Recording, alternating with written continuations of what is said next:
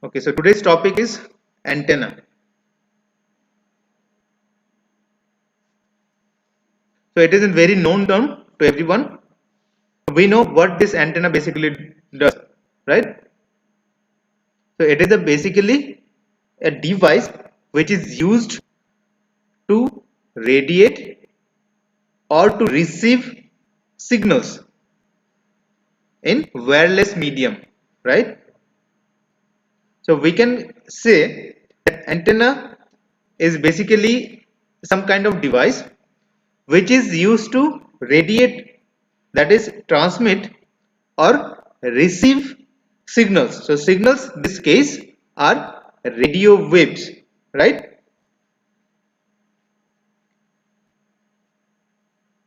A device which is used to radiate, that is transmit or receive radio waves, that is EM waves, that is EM waves. Okay, or we can also say that it is some kind of transducer which used to convert a signal from one domain to another domain, or you can say it is a device which transfer electrical energy to waves, right? Or we can say it is a transitional structure between free space and a guiding device.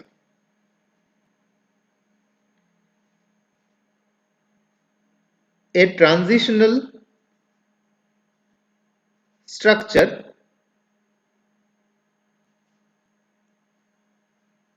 between free space and a guiding device. Okay, so it's supposed to act as a transition between this two medium. One medium is free space and there is guiding device. So what is this guiding device? This guiding device may be some kind of transmission line which has been connected to our antenna, right? It may have some coaxial line, it may be a hollow pipe, that is your waveguide, and it is used to transport electromagnetic energy from the transmitting source to the antenna. So when we have been considering about this guiding device, the guiding device or transmission line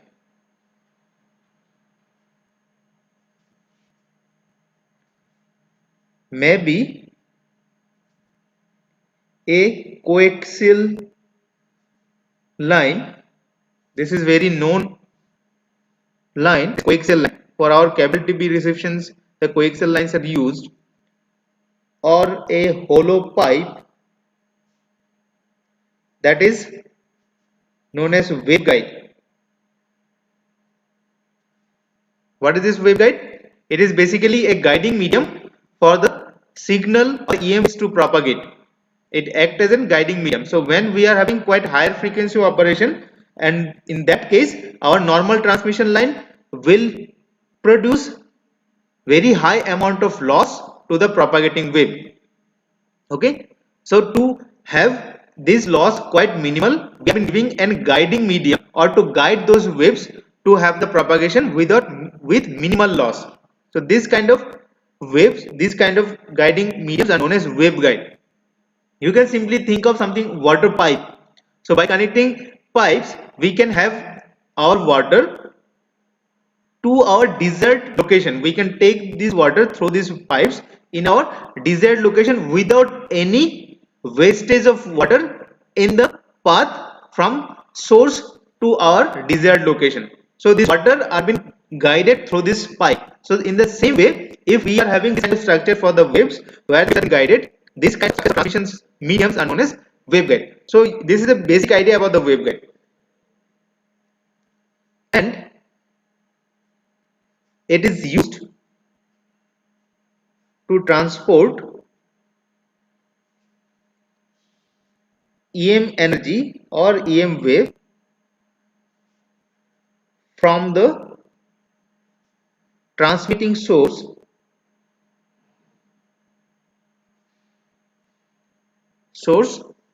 to the antenna,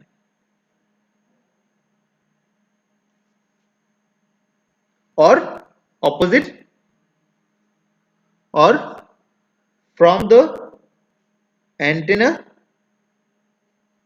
to the receiver. One is transmitting source to the antenna and another is antenna to the receiver. Okay. So you can think of something like this kind of structure. Let us have some source like this, some black box which is acting as a source. Then we are having our transmission line up to this point. After that we are having our basic antenna. Some antenna is there like this, some structure which is acting as an antenna. Then we are having our free space waves like this.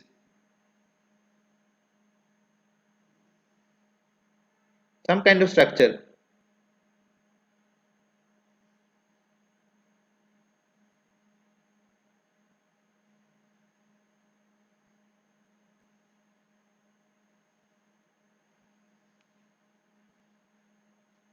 Okay. So this is your source. From here to here, this is your transmission line. From here to here, this is your antenna, and this part, it is the radiated free space wave.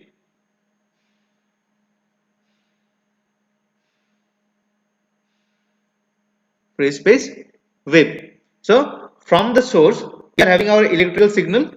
By the transmission line, we are giving this electrical signal to the antenna, and from the antenna, we are having our radiated free space waves. Okay. Now we can think this antenna as a whole, as a system where some source is connected, some transmission line, and after the transmission line some load is connected, which is antenna. So from the load, by having a different amount of load being connected at the other side of the transmission line, we are having the propagation of the signals, right? So we can think of something like that. A source is connected. It may have 1 minute.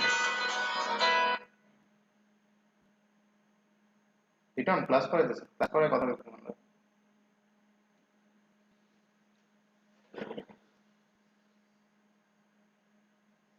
that is having certain source resistance. After this we are having our transmission line, right? And after that some load resistance is connected. Let us consider it may have some reactance also, X, it is RR, it is RL. So from this part to this part, it is your transmission line.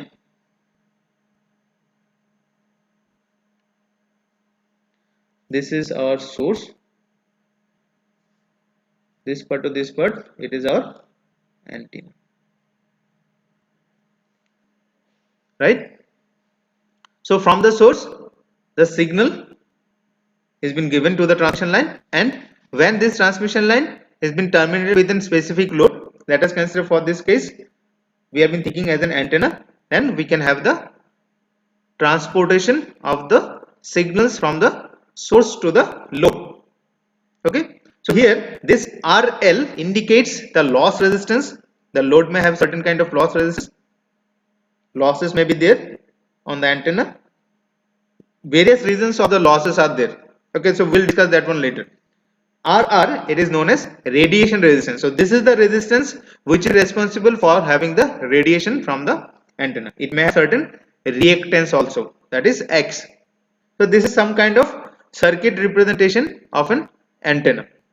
Whole antenna system, starting from the source, we are having the transmission line, we are having the antenna, we are having the radiation.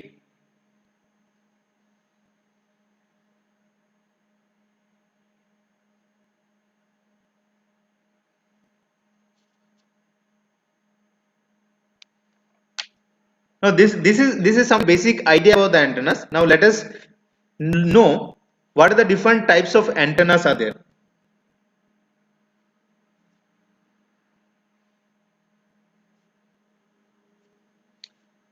First of all, first category is wire antenna.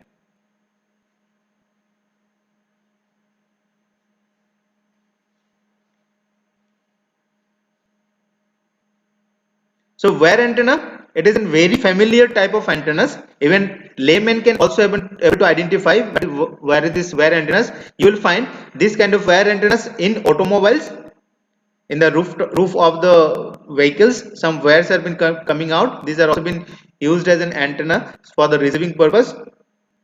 Then we can have in buildings, in ships, in aircraft, spacecraft, everywhere. So we can say wire antennas are very basic types of antennas. So first, wire antennas example, let us consider as an dipole.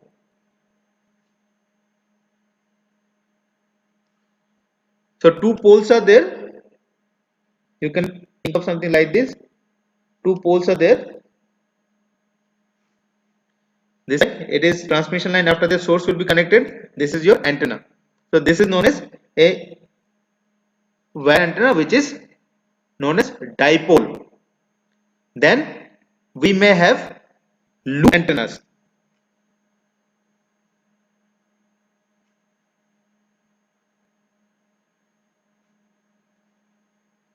We can have circular loop.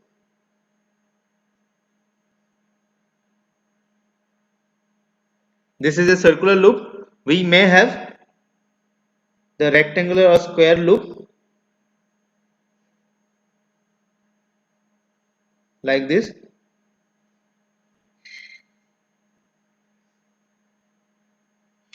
So these are loops are there.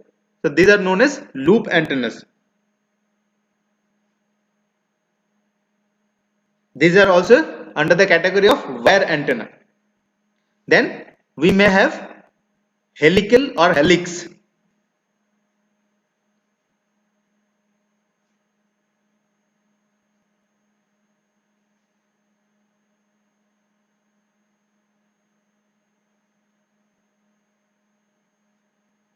Like this.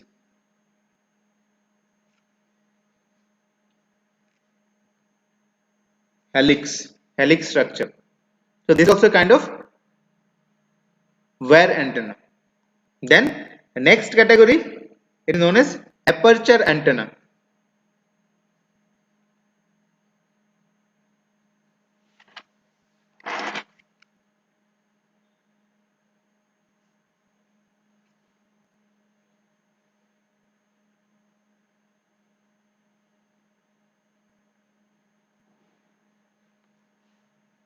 So some example of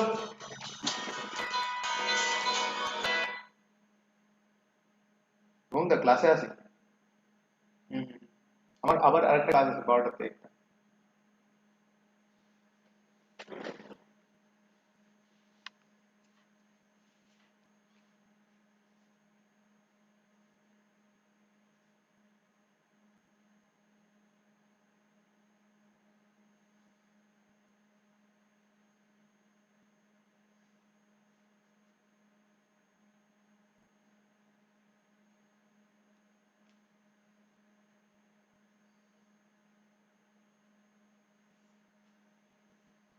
okay. So this is a kind of aperture antenna. It is known as, so it is having some kind of aperture. Aperture means some openings at the front side from where the waves are goes out, that is radiating, or it is being received. Okay, so these are known as pyramidal horn. Aperture means it is having certain kind of opening from where it is hollow. This is it is hollow. So from here we are having the waves which are being generated or it has been received. So this is known as pyramidal horn.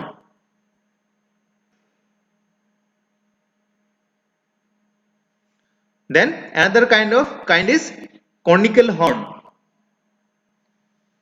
some kind of shape of cone.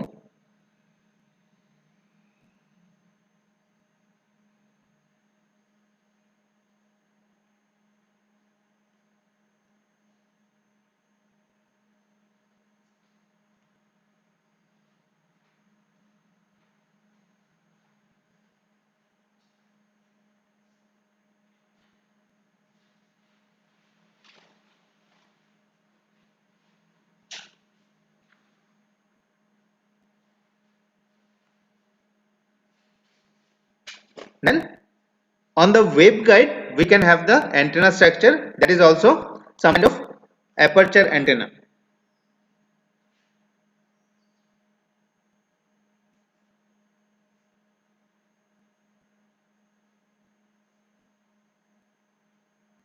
Like this, we can have the waveguide. So this side, this is metallic walls. These are metallic walls. This is hollow. Okay. So these are all the examples of aperture antenna. Waveguide. Okay. Aperture antenna means it's supposed to have certain area from where the waves are radiated, that is transmitted, and same antennas can be acting as a receiving antenna through this aperture, means this openings. Okay, next type is known as microstrip antennas.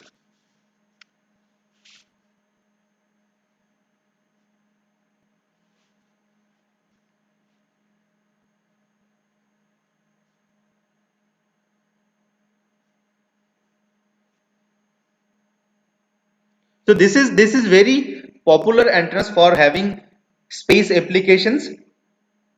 You can think of that on the circuit board. If you are having the idea about the PCB boards, on PCs we can able to have this kind of antenna structure. So these are known as printed antennas or planar antenna. So this microstrip antennas are having this kind of structure. On the PCB board we can have this kind of antennas.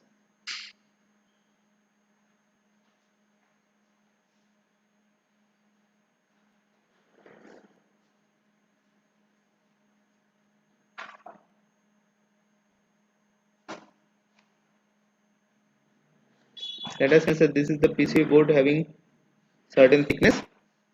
Okay, then we can have this antenna structure on this PCB.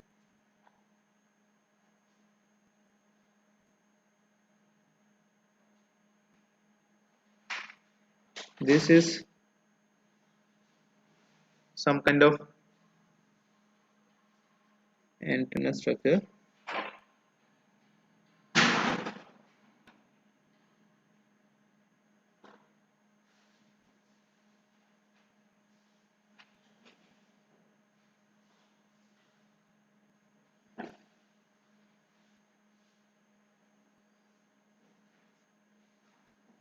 So in opposite side of this PCB board there is also an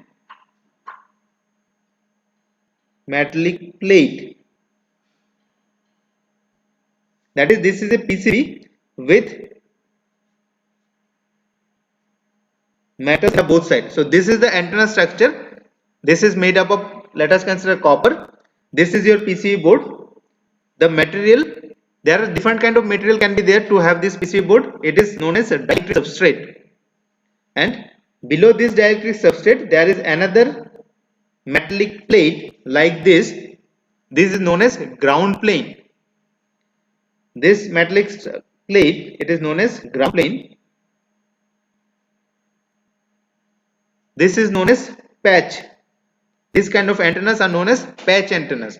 So it is having a length, definite length. It may have certain width. This metallic plate, it is very thin. Still we can consider it is having certain thickness. This substrate is having certain height. This substrate is having epsilon r. It is known as dielectric substrate. So several kinds of designs may be possible for this patch antennas. Different kinds of designs are there. So this is known as rectangular patch antenna. There may be circular patch antenna. Okay.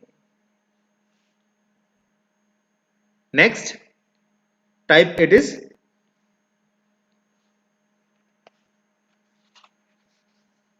array antenna.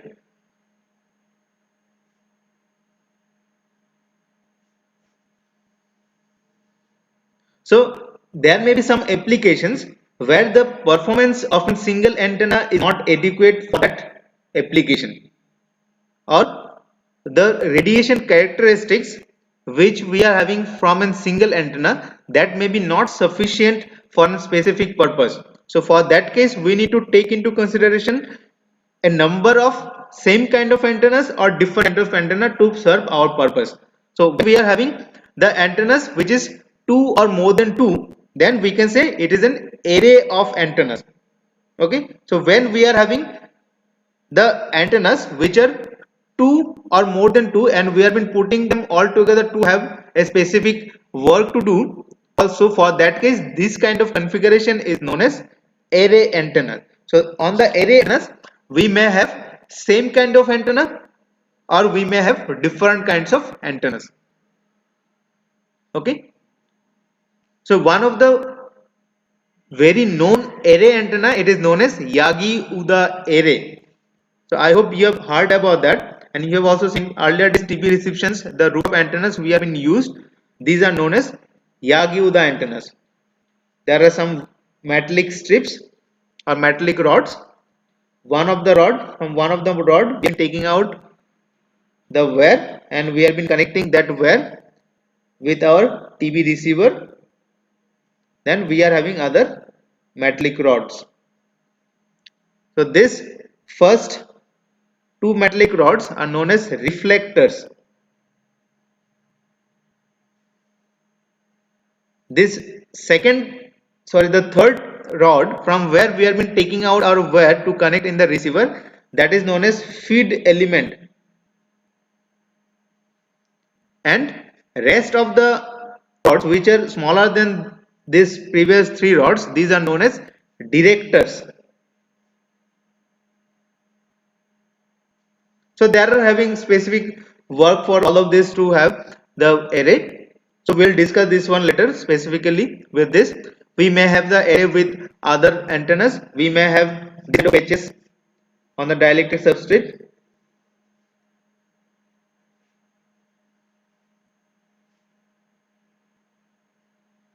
We may have this kind of patch, number of patches in our dielectric substrate.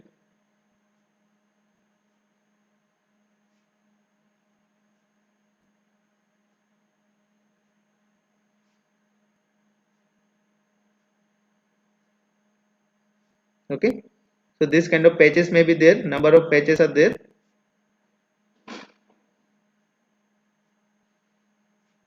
This is also a kind of array antenna. So these patches may be of same kind or may be of different kind. Okay, next, fifth one is reflector antennas.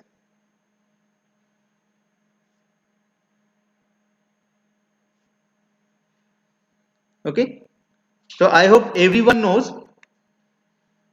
at least one reflector antenna, that is parabolic reflector for our reception, satellite TV reception, for having D2H, either it is Tata Sky or Dish TV or Airtel, whatever it is. We are having an dish antenna being connected with the receiver, right? We are having a dish antenna being connected with the receiver. So these kind of antennas are known as reflector antenna. Means we are having a reflector, and in front of this we are having a feed element being connected at the focal point of that reflector. So the incoming waves are get reflected and they are being collected at the focal point. They are been coming and they are been collected at the focal point.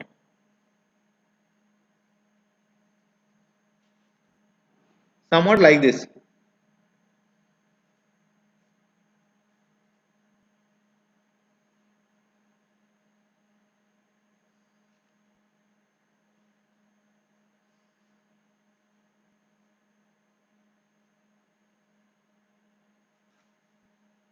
So this is parabolic reflector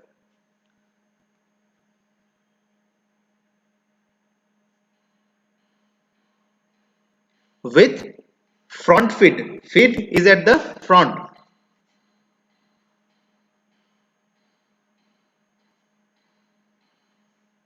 Then we may have the feeding element at the side of the reflector.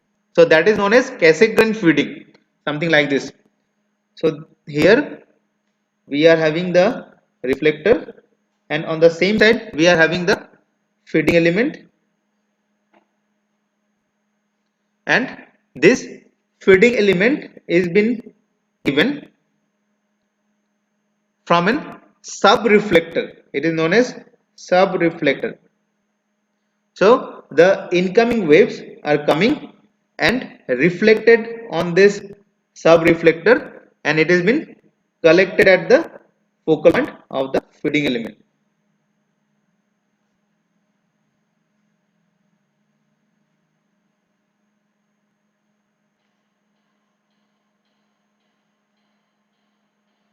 Like this. It may be incoming, it may be outgoing. So this is parabolic reflector with Cassegrain feeding. Feed. Feed means point from where we have been collecting the waves, or from point from where we have been giving the signal to have the from where the waves are being generated. So this is the point. Feed means this is the element on that device where from the signals the waves are being generated, or from that point the waves are being collected. Then we may have another kind that is known as lens antenna. So it may have the effect of lens.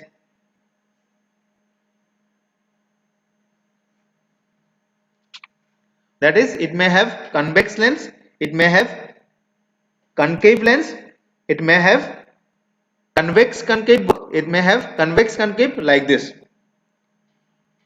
So it may have the lens effect due to the refraction coefficient greater than 1. It may have the lens effect due to the index of refraction less than 1.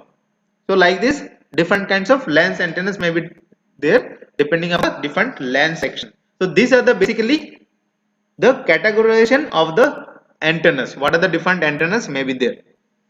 Now the question is how this radiation is created, or how this radiation is accomplished from any kind of antenna structure, or why there should be some radiation from this kind of structure. Why all the structures are can't able to radiate, why it is like this. So what is the basic requirement to have the radiation? That is what we supposed to find out.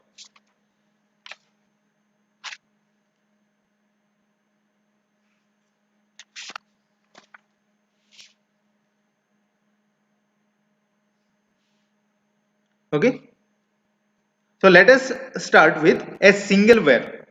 So from a single wire, how this radiation, or what is the requirement of the radiation from a single wire? Let us see that one first. We can say requirements to have radiation from single wire.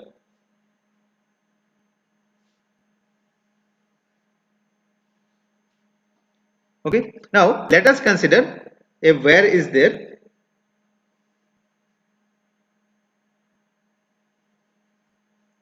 It is having certain cross section,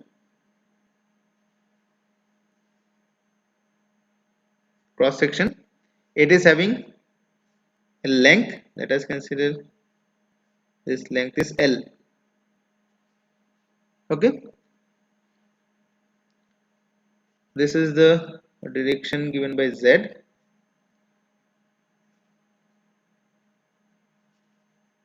Let us consider it is Y, it is X. Okay,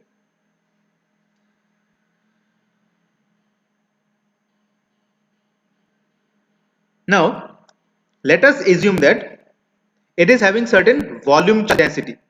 This wire, it is having certain volume charge density given by QV. Let us assume a volume charge density inside the wire QV, volume charge density, coulomb per meter cube, and it is distributed uniformly in a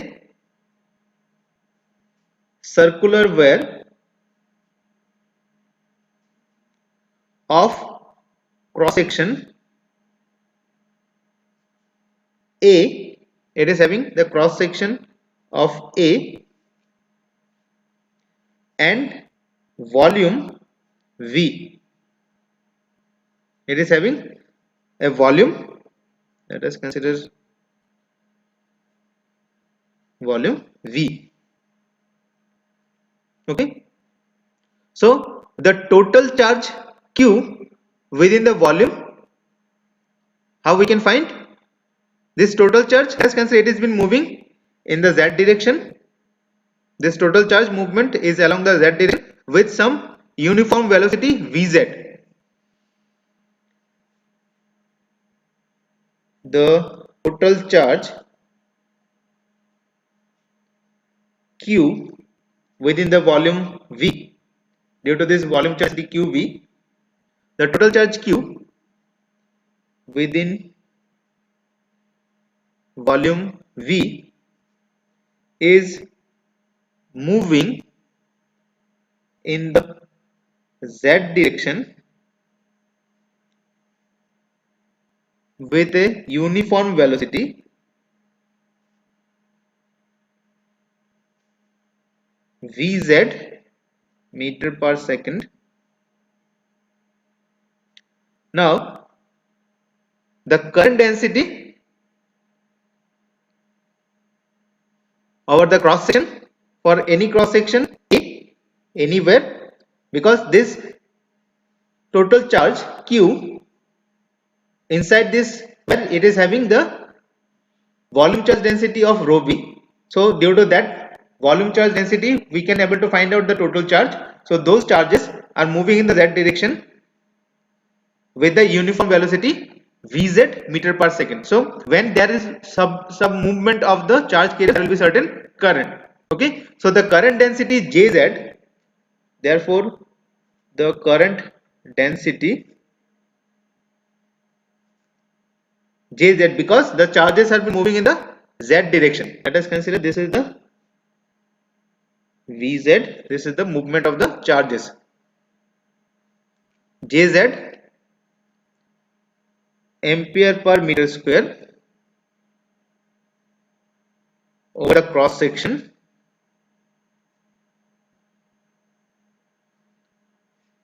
of the wire is, it is mu into E, right? So here E is due to the charge, volume charge density QV, mu is the velocity, so velocity is the Vz. So we can write QV into Vz, that is the charge density inside this wire. Now if this wire is made up of ideal electrical conductor, that is perfect electrical conductor, if this wire it is made up of a perfect electrical conductor, then the current which is due to the charges inside this wire, that will be, these charges will definitely migrate to the surface of that wire. Then we can have the current density, that is surface current density, rather it is a volume current density due to the charges volume charge density. So when this wire can be considered as a perfect conductor, then all the charges will migrate to the surface. Then we can say yes, the current which is exist on this wire, it is solely a surface current density. If the wire is made of an ideal or perfect conductor, ideal electric conductor,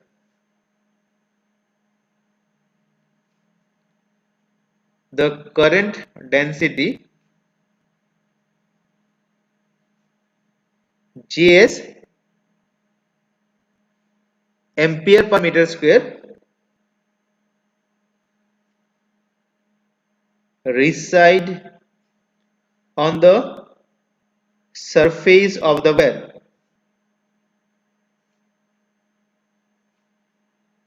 Therefore, Js is Qs into Vz.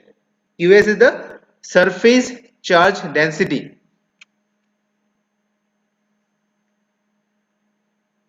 Surface charge density, that is Coulomb per meter square. Now, if this were, we have been coming gradually to our practical situation. Now, if this were, if it is very thin, ideally let us consider of zero radius, very thin. Then, if the wire is very thin, ideally zero radius, then the current in the wire can be represented as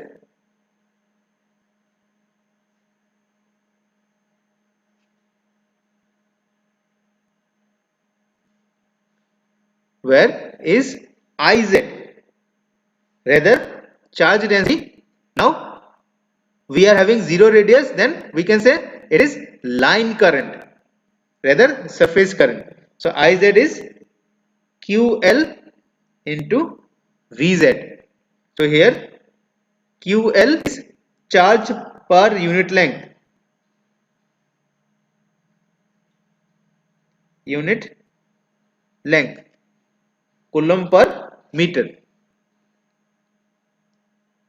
Okay, so this is the most practical situation. So we may have the wear, practical wear of very negligible cross section area. Then we can say the charges are not at all due to the surface current density, surface charge density, rather it is become a line charge. So due to that line, we can say that this is the current which is having on that wear. Okay. Now, if we take the differentiation with respect to time, that is dd of Iz is equals to QL. It is not at all a variable. Velocity is variable, so dVz by dt. So QL time differentiation of Vz, it is, it will shows you, it will show acceleration. Whenever differentiation of Vz, it says that it is having certain acceleration. So if we multiply with this length in the both side, that is L diz by dt is equals to L QL into dVz by dt or L QL into Az. So what it says, that if we are having the variation of the current with respect to time, it will have the acceleration or deceleration of the charges within the length of the conductor. Or reversely, if we are having the acceleration or deceleration within the charges, then it will create a current which is time varying in nature. Just try to understand the conclusion. To have the time variation in the current, it will require the acceleration or deceleration of the charges. Acceleration or deceleration of the charges. Or we can also say something like that, due to the acceleration or deceleration of the charges, the current is produced on the conductor which is time varying in nature. Now if we go back a little and if we have been thinking about the Maxwell's equation, just try to think about that. We are having the Maxwell's equation, four Maxwell's equation, that is del dot D rho V, del dot B is equals to 0, del cross E, it is mu del H by del T, then del cross H is sigma E plus epsilon del E by del T, right? So to have the curl of electric field and magnetic field, so whenever we are been taking into consideration of this electric field and magnetic field, we can think about the wave equations. So from this Maxwell's equations, we can have our wave equation. Now, to have the curl of electric field and magnetic field, we need to have the time variation into consideration. Either it is the time variation in the electric field or either it is the time variation in the magnetic field. So if we are having the time varying magnetic field, it will create the curl of electric field, that is rotation of the electric field. Or if we are having the time variation in the electric field, that will have the rotation of the magnetic field. Or we can think something like that from the Ampere's law, that is closed line integral H dot dl, it will have the current enclosed within the conductor. So if there is certain current in conductor, around we are having the closed line integral of H, right? So to have the closed line integral of H, we must need the current to flow in the conductor. Now whenever certain closed line integrals of H, that is curl of H, that will produce the time varying electric field. So this time varying electric field, it will give us the idea about the electrostatic potential, and this time varying nature or the curl of H, it will give us the idea about the current. So in the both of the situation, to have the time varying nature of electric field or the magnetic field, we must have a source, right? On that source current is flowing. Or reversely, whenever there is certain current flow, then there will be certain electric field and magnetic field related with that. And how it has been related? It should have the time variation into consideration. So to produce electric field and magnetic field, we must need the time variation. And how this time variation has been achieved? It has been achieved due to the acceleration or deceleration of the charge carrier. Just try to understand. Whenever we are having the time variation in the current, that will produce either electric field or magnetic field, right? Because time varying Maxwell's equation we have been considering. So to those electric field and magnetic field, we are having our EM waves. Now, what is the source of that time variation? The source of that time variation is the acceleration or deceleration of the charge carriers.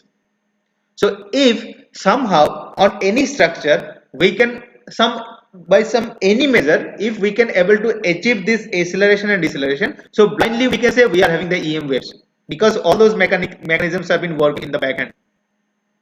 So if we are having any kind of structure, we have been fed that structure with the condition that time varying nature of the charge carriers, that is acceleration or deceleration of those charge carriers, then blindly we can say that structure will be able to produce EM waves, right? The first and foremost requirement is that we must need to have the acceleration or deceleration of charge carrier.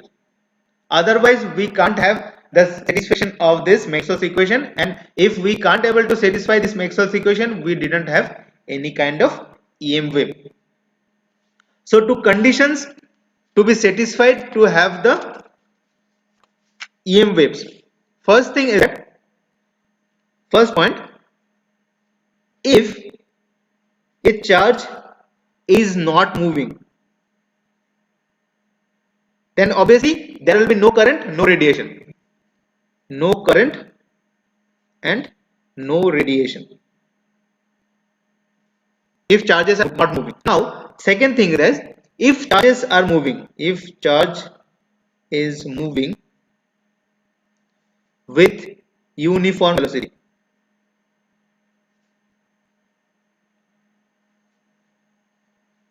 and the first point is that there is no radiation, the charges have been moving with uniform velocity, there is no variation in the velocity, it has been moving with uniform velocity, whatever we have seen for this case Vz.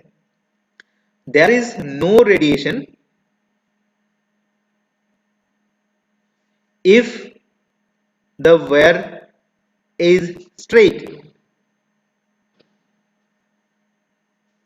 and infinite in extent, infinitely extended, and it is straight. Second, there is radiation. So why there is no radiation while the wire is straight? Because there is no acceleration or deceleration of the charges, because the charges have been moving with uniform velocity and they are having the infinite extent of movement. So there is no acceleration or deceleration of the charges and no radiation. Now, if there is radiation, so it is why? Because if the wire is curved, bent, discontinuous, terminated, or truncated. Now, if the charges have been moving with uniform velocity, so how can it is acceleration?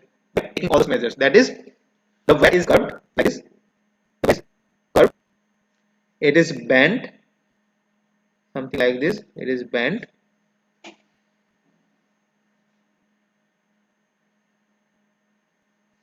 it is discontinuous,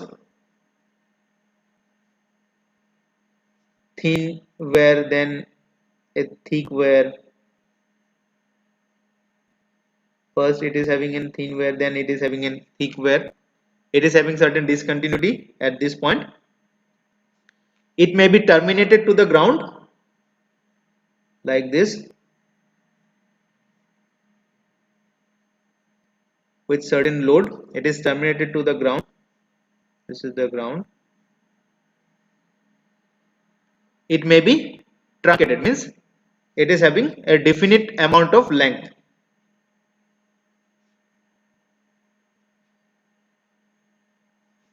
It is not at all infinitely extended. It is having certain definite amount of length. Okay, so we can have these kind of measures to achieve the acceleration or deceleration. Then only we can say yes, we are having the radiation. Now, this is the conditions when the charges have been moving with uniform velocity. Now, third condition, if the charge is oscillating, if the charges are oscillating in time motion, then it radiates even if the wire is straight.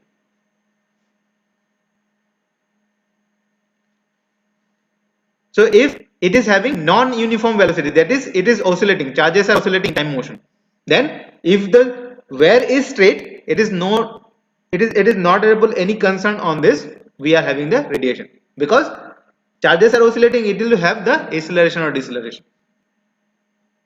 So our main motto to create acceleration or deceleration. So by any structure we can think of, we need to have the acceleration or deceleration of the charges, or the non-uniform velocity of the charges. Then we can have the radiation. So this is the one and foremost reason to create the radiation.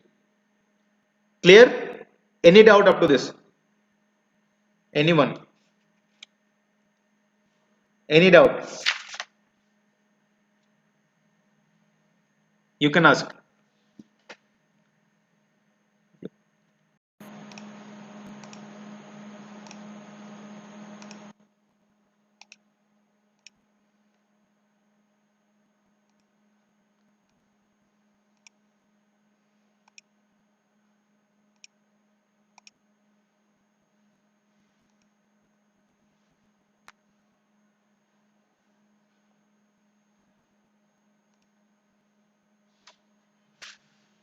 Is it visible? Is it visible?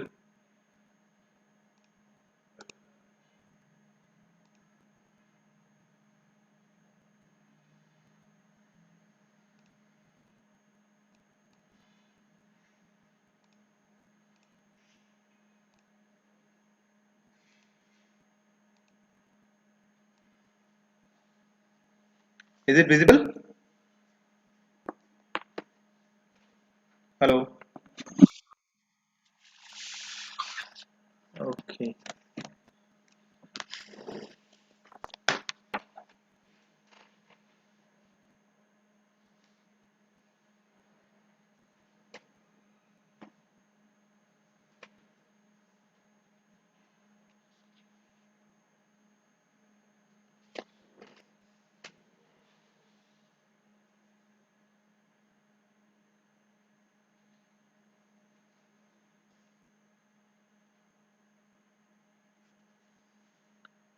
Okay, so today's topic is antenna.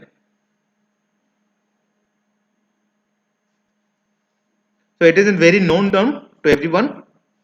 We know what this antenna basically does, right?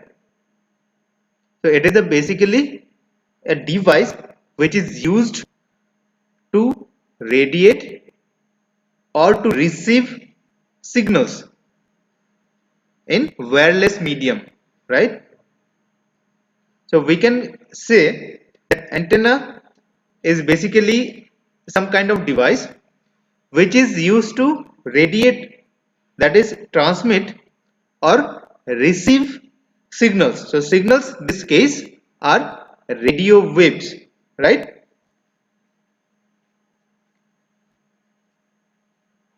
A device which is used to radiate, that is transmit or receive radio waves, that is EM waves, that is EM waves. Okay, or we can also say that it is some kind of transducer which used to convert a signal from one domain to another domain, or we can say it is a device which transfer electrical energy to waves, right? Or we can say it is a transitional structure between free space and a guiding device.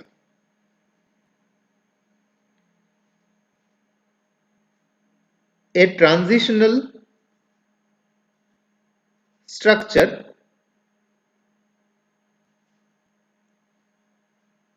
between free space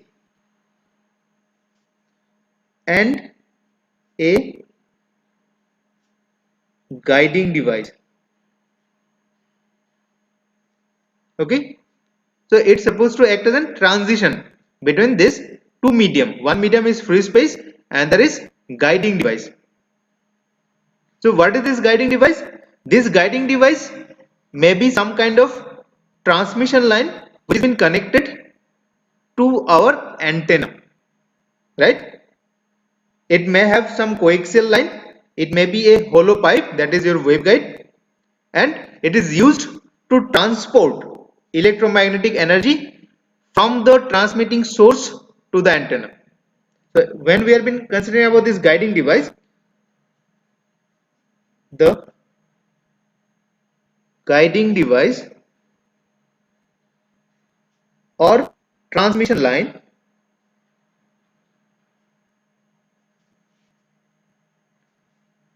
may be a coaxial line. This is very known line, coaxial line. For our cable TV receptions, the coaxial lines are used, or a hollow pipe, that is known as waveguide. What is this waveguide? It is basically a guiding medium for the signal or EMs to propagate. It acts as a guiding medium. So when we are having quite higher frequency of operation, and in that case our normal transmission line will produce very high amount of loss to the propagating wave. Okay, so to have this loss quite minimal, we have been giving a guiding medium or to guide those waves to have the propagation with minimal loss. So this kind of waves, this kind of guiding mediums are known as waveguide. You can simply think of something water pipe. So by connecting pipes, we can have our water to our desired location. We can take this water through these pipes in our desired location without any wastage of water in the path from source to our desired location. So this water are being guided through this pipe. So in the same way, if we are having this kind of structure for the waves where they are guided, this kind of transmission mediums are known as waveguide. So this is the basic idea about the waveguide. and it is used to transport EM energy or EM wave from the transmitting source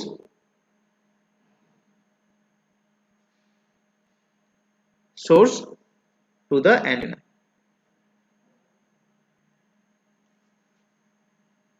or opposite, or from the antenna to the receiver. One is transmitting source to the antenna and another is antenna to the receiver. Okay. So you can think of something like this kind of structure. Let us have some source like this, some black box which is acting as a source. Then we are having our transmission line up to this point. After that we are having our basic antenna. Some antenna is there like this, some structure which is acting as an antenna. Then we are having our free space waves like this.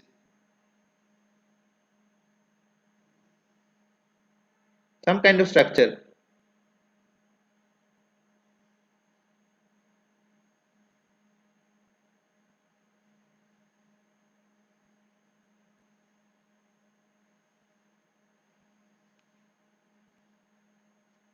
Okay.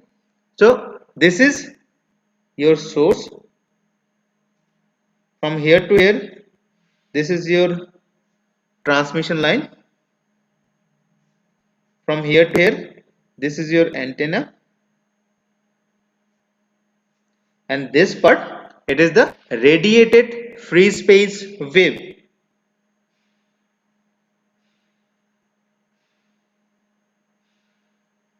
Free space wave. So from the source, we are having our electrical signal. By the transmission line, we are giving this electrical signal to the antenna, and from the antenna, we are having our radiated free space waves. Okay. Now we can think this antenna as a whole, as a system where some source is connected, some transmission line, and after the transmission line some load is connected, which is antenna. So from the load, by having a different amount of load being connected at the other side of the transmission line, we are having the propagation of the signals, right? So we can think of something like that. A source is connected. It may have 1 minute. Return plus করে দিছে plus করে কথা বলতে আমরা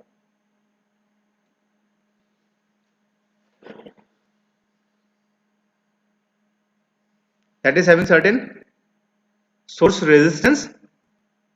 After this we are having our transmission line, right? And after that some load resistance is connected.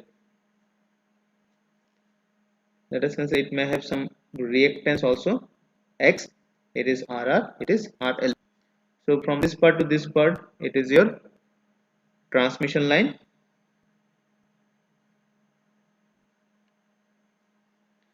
This is our source.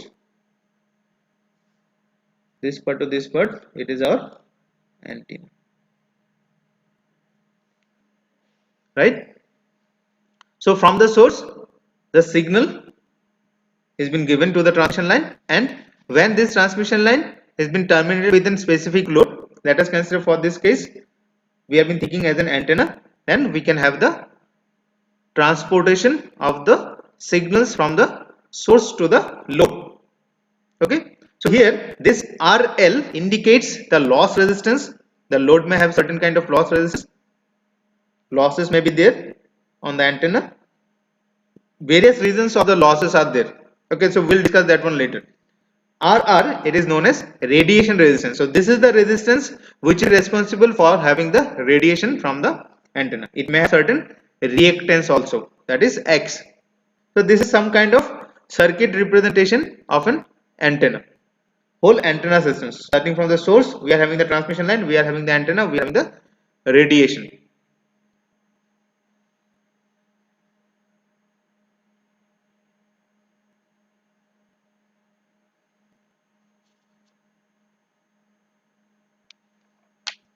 Now this is some basic idea about the antennas. Now let us know what are the different types of antennas are there.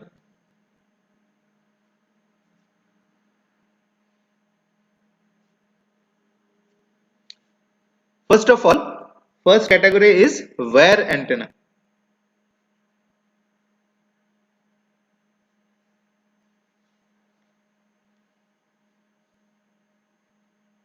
So wire antenna, it is a very familiar type of antennas. Even laymen can also able to identify where is this wire antennas. You will find this kind of wire antennas in automobiles, in the roof of the vehicles. Some wires have been coming out. These are also been used as an antenna for the receiving purpose.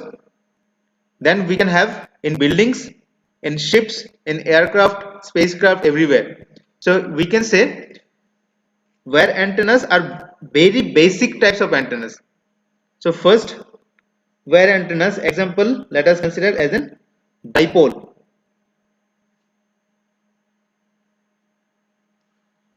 So two poles are there.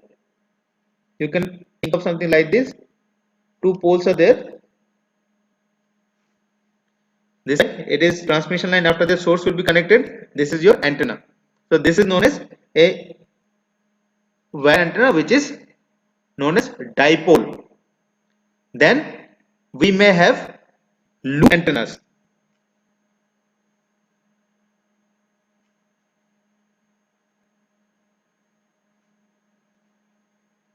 We can have circular loop.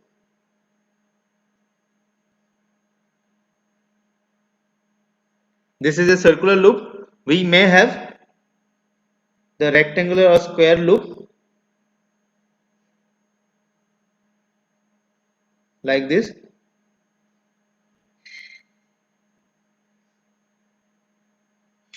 So these are loops are there. So these are known as loop antennas. These are also under the category of wire antenna. Then we may have helical or helix.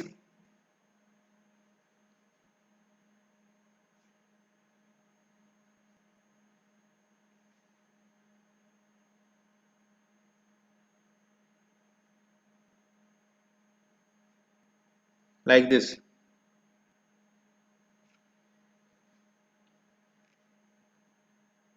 Helix structure. So this is also kind of wire antenna. Then the next category, it is known as aperture antenna.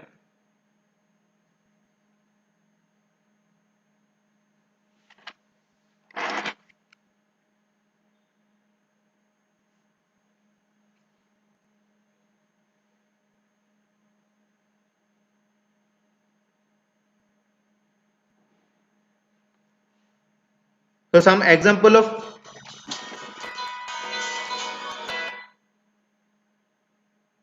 the class আছে আমার আবার আরেকটা class আছে 12টাতে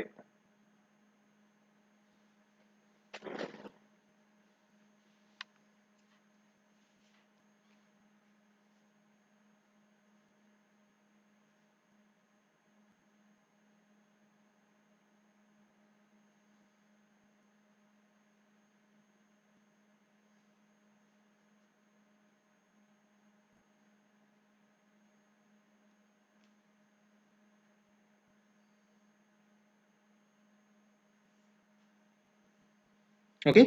So this is a kind of aperture antenna.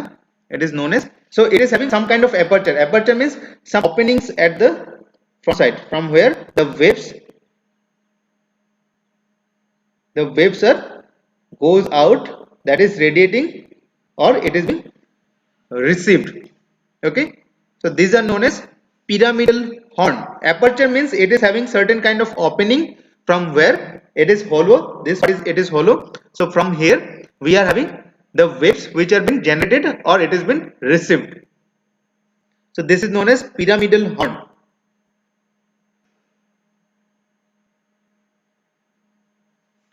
Then another kind is conical horn,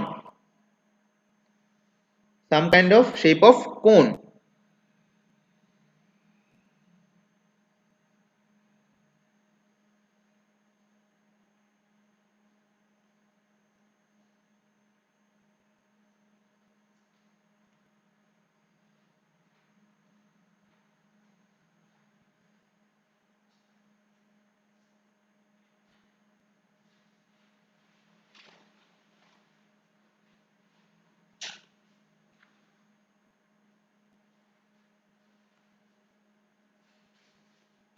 Then on the waveguide, we can have the antenna structure, that is also some kind of aperture antenna.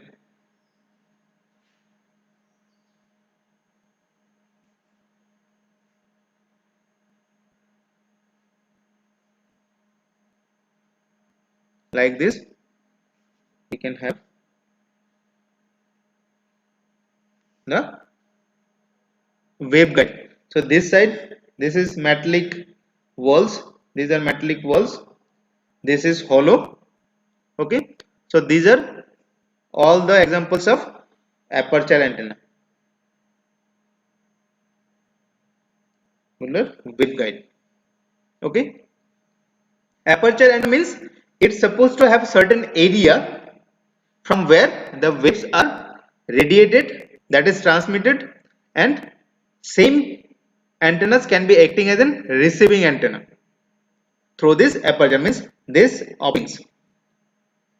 Okay, next type is known as microstrip antennas.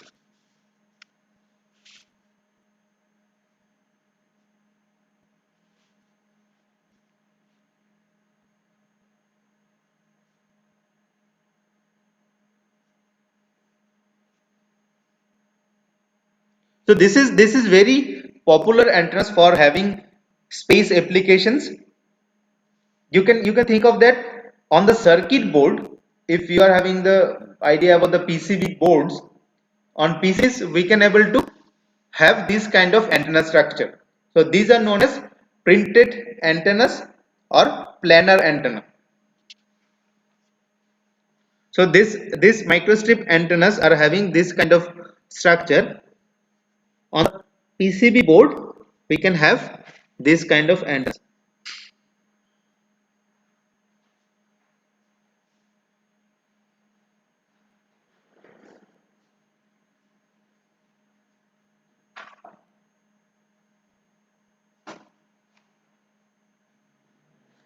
Let us consider this is the PCB board having certain thickness.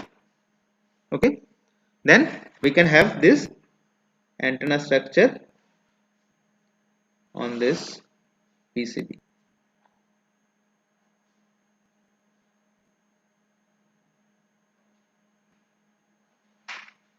This is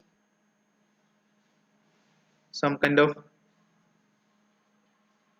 antenna structure.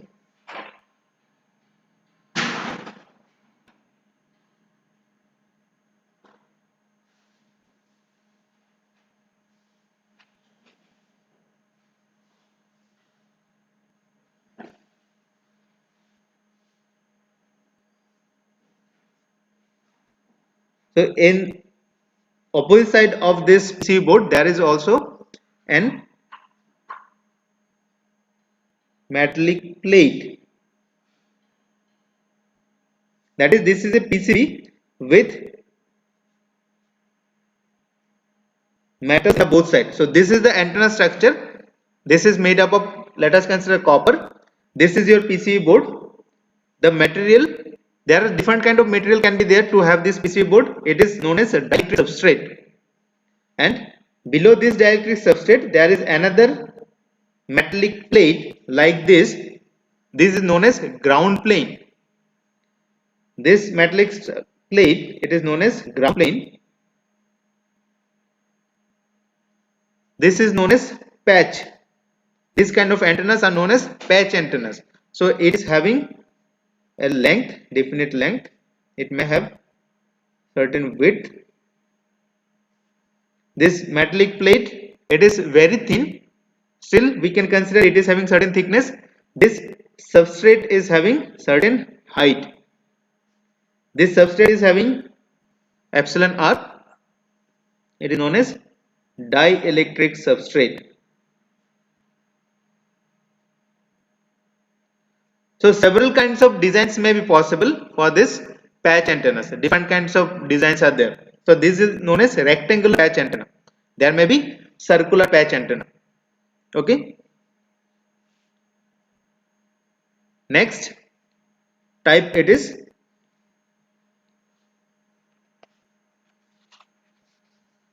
array antenna.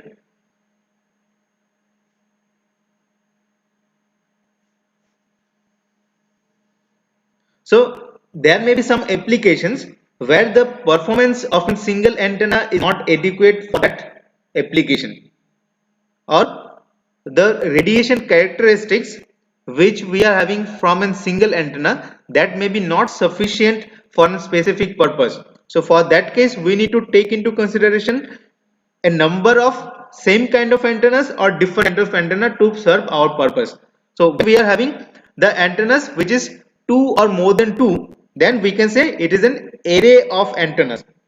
Okay, so when we are having the antennas which are two or more than two and we have been putting them all together to have a specific work to do, also for that case this kind of configuration is known as array antenna. So on the array antennas we may have same kind of antenna or we may have different kinds of antennas.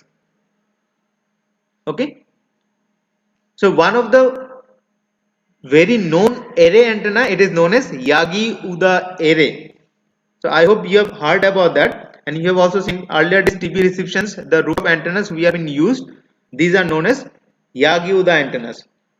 There are some metallic strips or metallic rods.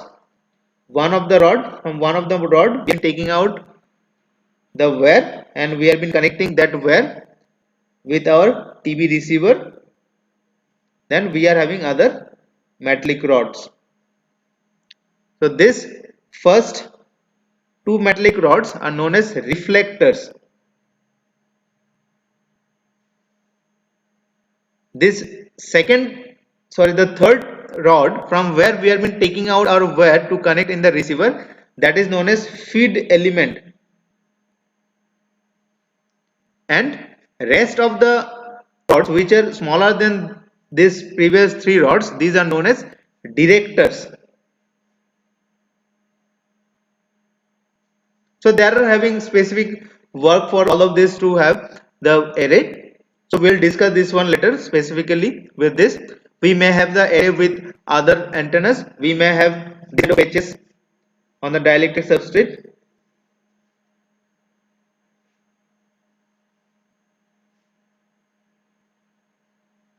We may have this kind of patch, number of patches in our dielectric substrate.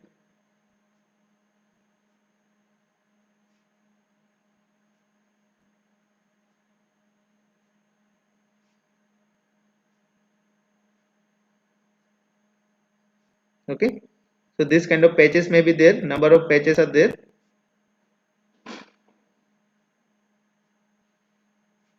This is also a kind of array antenna. So these patches may be of same kind or may be of different kind. Okay, next, fifth one is reflector antennas.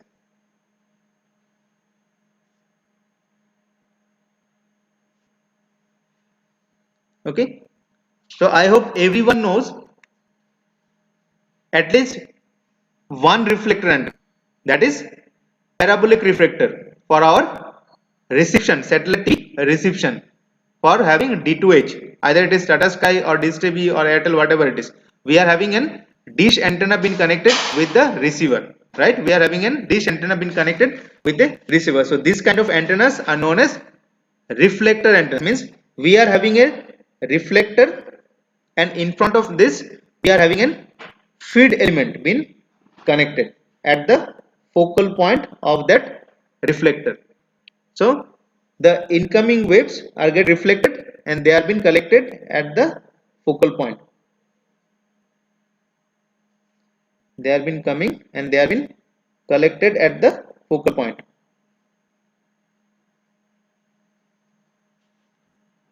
Somewhat like this.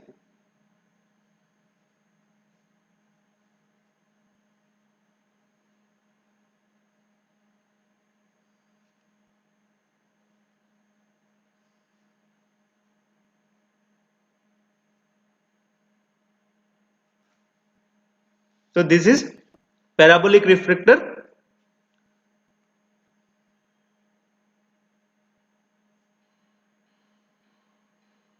with front feed. Feed is at the front.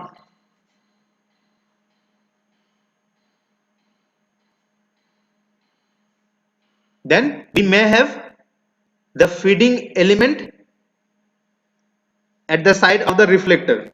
So that is known as Cassegrain feeding, something like this. So here we are having the reflector, and on the same side we are having the feeding element, and this feeding element is been given from an sub-reflector. It is known as sub-reflector. So the incoming waves are coming and reflected on this sub-reflector, and it has been collected at the focal point of the feeding element.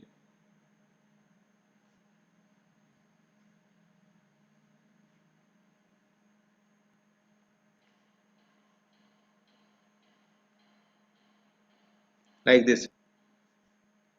It may be incoming, it may be outgoing. So this is parabolic reflector with Cassegrain feeding. Feed. Feed means the point from where we have been collecting the waves, or from point from where we have been giving the signal to have the from where the waves are being generated. So this is the point. Feed means this is the element on that device where from the signals the waves are being generated, or from that point the waves are being collected. Then we may have another kind that is known as lens antenna. So it may have the effect of lens.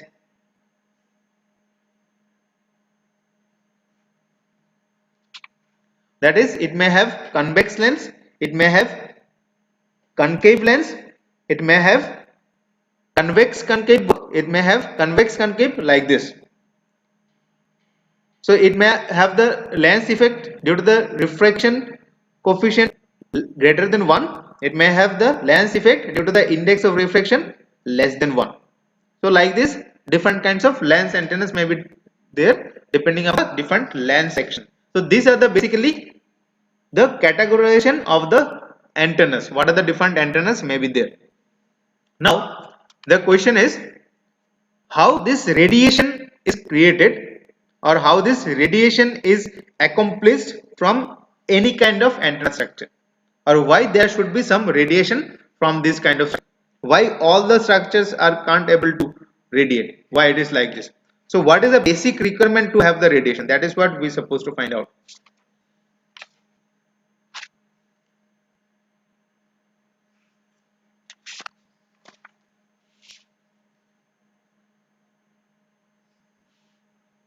Okay, so let us start with a single wire. So from a single wire, how this radiation, or what is the requirement of the radiation from a single wire? Let us see that one first. We can say requirements to have radiation from single wire.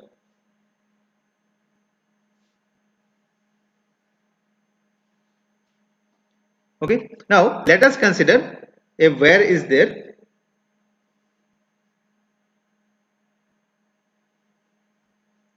It is having certain cross section.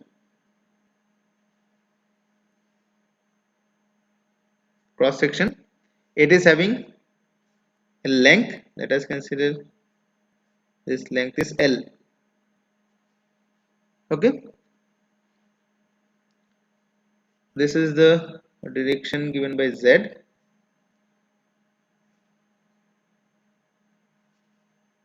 Let us consider it is Y, it is X. Okay,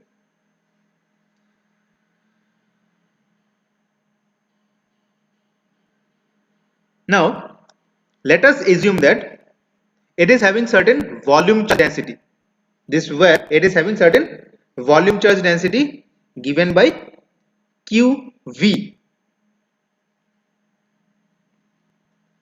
Let us assume a volume charge density inside the wire QV, volume charge density, coulomb per meter cube, and it is distributed uniformly in a circular wire of cross section A. It is having the cross section of A and volume V. It is having a volume, let us consider volume V. Okay, so the total charge Q within the volume, how we can find this total charge? Let us consider it has been moving in the Z direction. This total charge movement is along the Z direction with some uniform velocity Vz. The total charge Q within the volume V, due to this volume charge QV, the total charge Q within volume V is moving in the Z direction with a uniform velocity Vz meter per second. Now the current density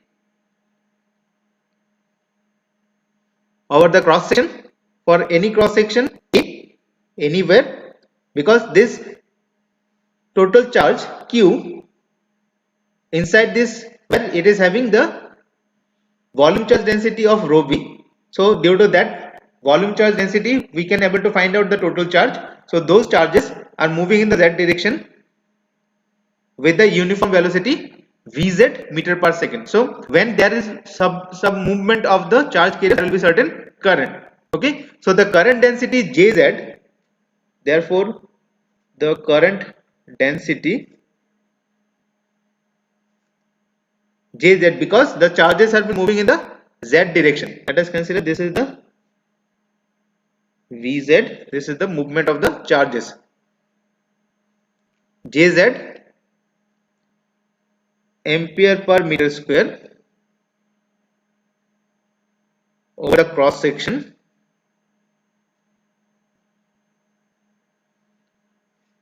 of the wire is, it is mu into E, right? So here E is due to the charge, volume charge density QV, mu is the velocity, so velocity is the Vz. So we can write QV into Vz, that is the charge density inside this wire.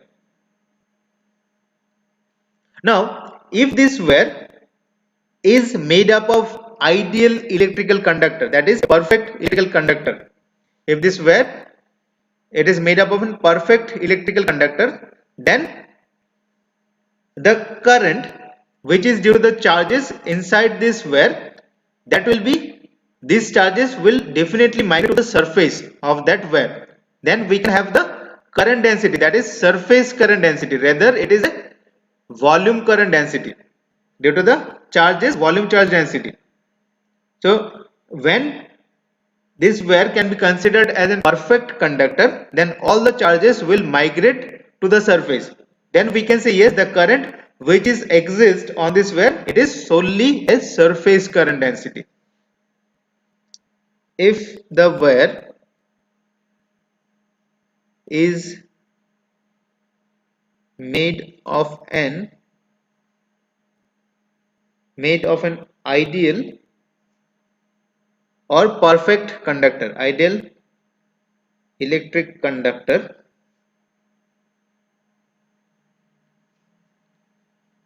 the current density Gs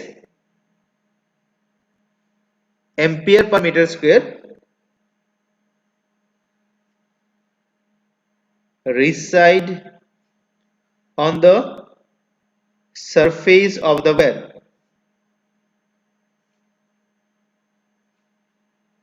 Therefore, Js is Qs into Vz. Qs is the surface charge density.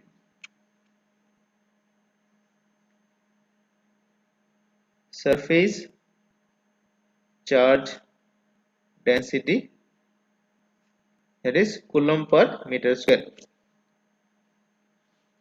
Now, if this were, we have been coming gradually to our practical situation. Now, if this were, if it is very thin, ideally let us consider of zero radius, very thin, then if the wire is very thin, ideally zero radius, then the current in the wire can be represented as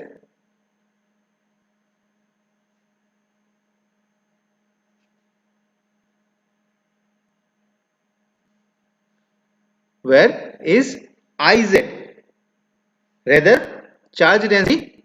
Now we are having zero radius, then we can say it is line current, rather surface current. So Iz is QL into Vz. So here QL is charge per unit length. Unit length, Coulomb per meter. Okay, so this is the most practical situation. So we may have the wire, practical wire of very negligible cross section area. Then we can say the charges are not at all due to the surface current density, a surface charge density, rather it is become a line charge. So due to that line, we can say that this is the current which is having on that wire. Okay. Now, if we take the differentiation with respect to time, that is dd of Iz is equals to QL. It is not at all a variable. Velocity is variable, so dVz by dt.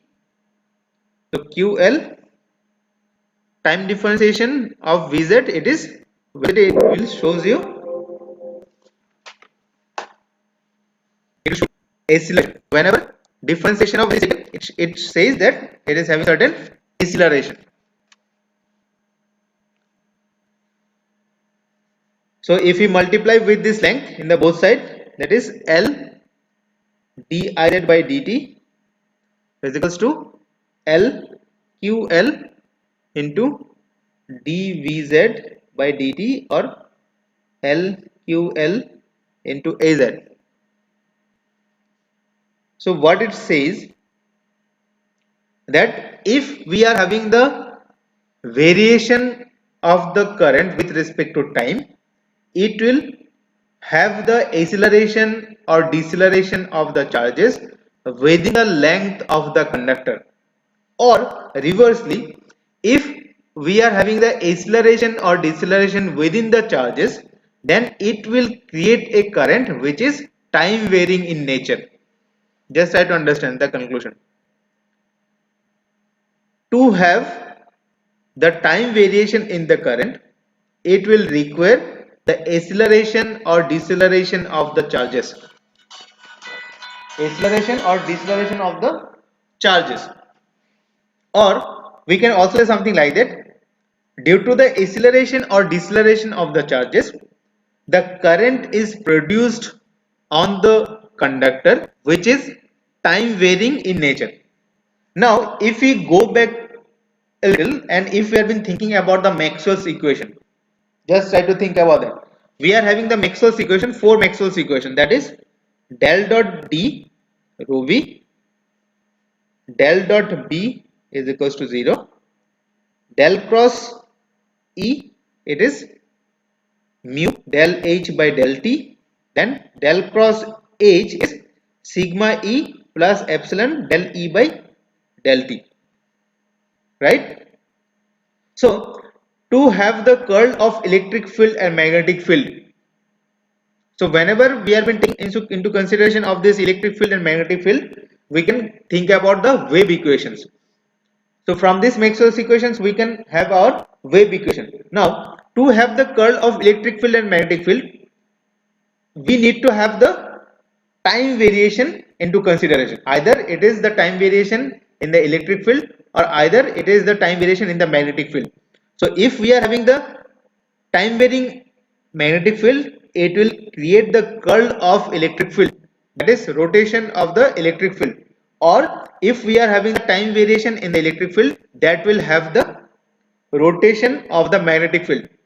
Or we can think something like that from the Ampere's law, that is closed line integral H dot dl, it will have the current enclosed within the conductor. So if there is certain current in conductor, around we are having the closed line integral of H, right? So to have the closed line integral of H, we must need the current to flow in the conductor. Now whenever certain closed line integrals of H, that is curl of H, that will produce the time varying electric field. So this time varying electric field, it will give us the idea about the electrostatic potential, and this time varying nature or the curl of H, it will give us the idea about the current. So in the both of the situation, to have the time varying nature of electric field or the magnetic field, we must have a source, right? On that source current is flowing. Or reversely, whenever there is certain current flow, then there will be certain electric field and magnetic field related with that. And how it has been related? It should have the time variation into consideration. So to produce electric field and magnetic field, we must need the time variation. And how this time variation has been achieved? It has been achieved due to the acceleration or deceleration of the charge carrier. Just try to understand. Whenever we are having the time variation in the current, that will produce either electric field or magnetic field, right? Because time varying Maxwell's equation we have been considering. So to those electric field and magnetic field, we are having our EM waves. Now, what is the source of that time variation? The source of that time variation is the acceleration or deceleration of the charge carriers.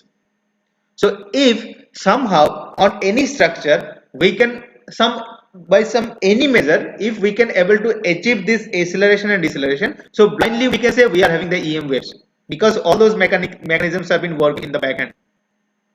So if we are having any kind of structure, we have been fed that structure with the condition that time varying nature of the charge carriers, that is acceleration or deceleration of those charge carriers, then blindly we can say that structure will be able to produce EM waves, right? The first and foremost requirement is that we must need to have the acceleration or deceleration of charge carrier.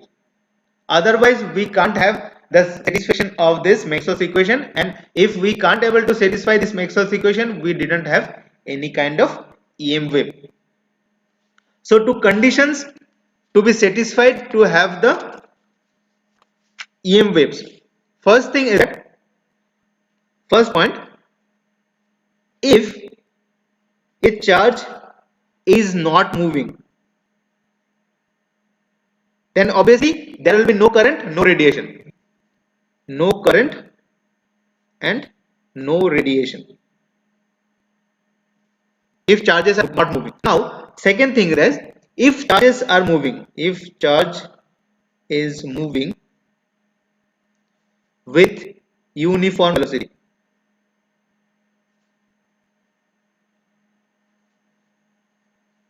and the first point is that there is no radiation, the charges have been moving with uniform velocity, there is no variation in the velocity, it has been moving with uniform velocity, whatever we have seen for this case Vz. there is no radiation if the wire is straight and infinite in extent, infinitely extended, and it is straight. Second, there is radiation. So why there is no radiation while the wire is straight? Because there is no acceleration or deceleration of the charges, because the charges have been moving with uniform velocity and they are having the infinite extent of movement. So there is no acceleration or deceleration of the charges and no radiation. Now, if there is radiation, so it is why? Because if the wire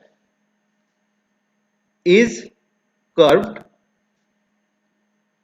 bent, discontinuous, terminated, or truncated. Now, if the charges have been moving with uniform velocity, so how can it is acceleration? By taking all those measures. That is, the wire is curved like this. Curved. It is bent, something like this. It is bent.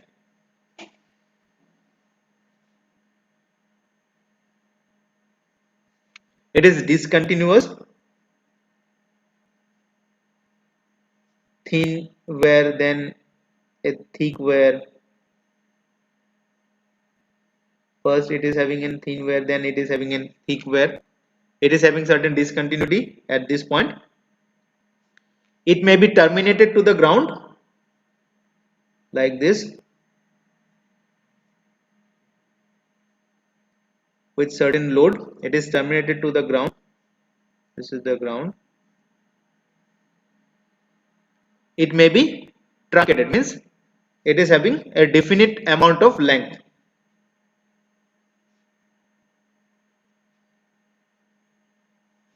It is not at all infinitely extended. It is having certain definite amount of length. Okay, so we can have these kind of measures to achieve the acceleration or deceleration. Then only we can say yes, we are having the radiation. Now, this is the conditions when the charges have been moving with uniform velocity. Now, third condition, if the charge is oscillating, if the charges are oscillating in time motion, then it radiates even if the wire is straight.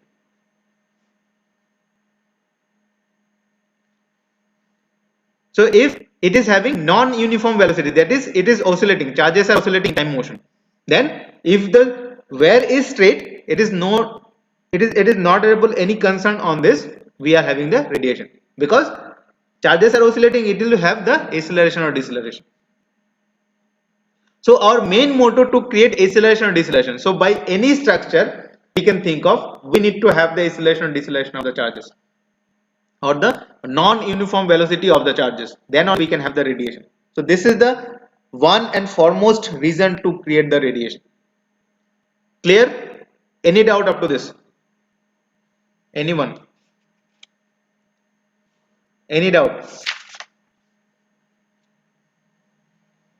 You can ask.